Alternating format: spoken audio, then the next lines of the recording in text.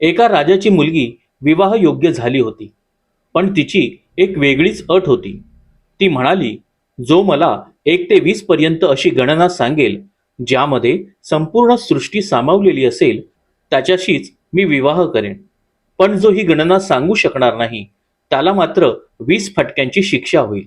ही स्पर्धा फक्त राजे आणि राजकुमारांसाठी होती.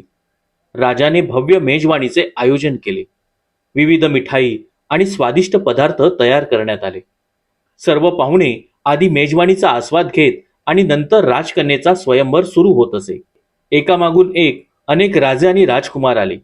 प्रत्येकाने आपल्या शिक्षणानुसार 1 ते 20 पर्यंतची साधी गणना सांगितली, पण राजकन्येला अपेक्षित असलेली अर्थपूर्ण गणना कोणाला सांगता आली नाही. परिणामी प्रत्येकाला 20 फटके खाऊन परत जावे लागले. काही राजांनी तर स्पर्धेत सहभागी होण्यासही टाळले. ते म्हणाले, गणना म्हणजे गणनाच. राजकन्येने हा कसला विचित्र हट्ट धरला आहे. ती फक्त आमचा अपमान करू इच्छिते. हे सगळं पाहून तिथे उपस्थित असलेला एक हलवाई हसू लागला. तो म्हणाला, अहो राजांनो, तुम्हाला 20 पर्यंतची खरी गणना देखील सांगता येत नाही. हे ऐकताच सर्व राजे संतापले आणि त्याला शिक्षा देण्याची मागणी करू लागले. राजाने विचारले, तुला ही गणना येते का? येत असेल तर सांग. हलवाई म्हणाला, महाराज, जर मी योग्य गणना सांगितली तर राजकन्या माझ्याशी विवाह करेल का? कारण मी तुमच्या तोडीचा नाही. तेव्हा राजकन्या स्वतः म्हणाली, जर तू योग्य गणना सांगितलीस तर मी तुझ्याशी नक्की विवाह करीन. पण जर अपयशी ठरलास तर तुला मृत्यूदंड दिला जाईल. राजाची परवानगी मिळताच हलवाईने गणना सुरू केली.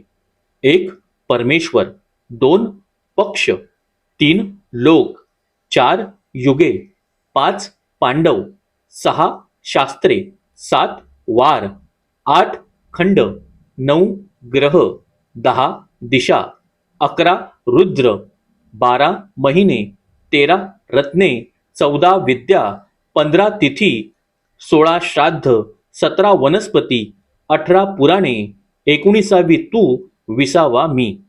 हे ऐकताच दरबार स्तब्ध झाला. राजकन्येलाही हलवाईच्या बुद्धिमत्तेची आणि अनुभवाचं कौतुक वाटलं. तिने दिलेलं वचन पाळलं आणि त्याच्याशी विवाह केला.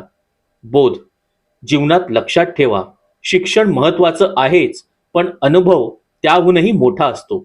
अनेक वेळा पदवीपेक्षा बुद्धिमत्ता, व्यवहार ज्ञान आणि अनुभवच माणसाला खऱ्या अर्थाने यश मिळवून देतात. श्री स्वामी समर्थ.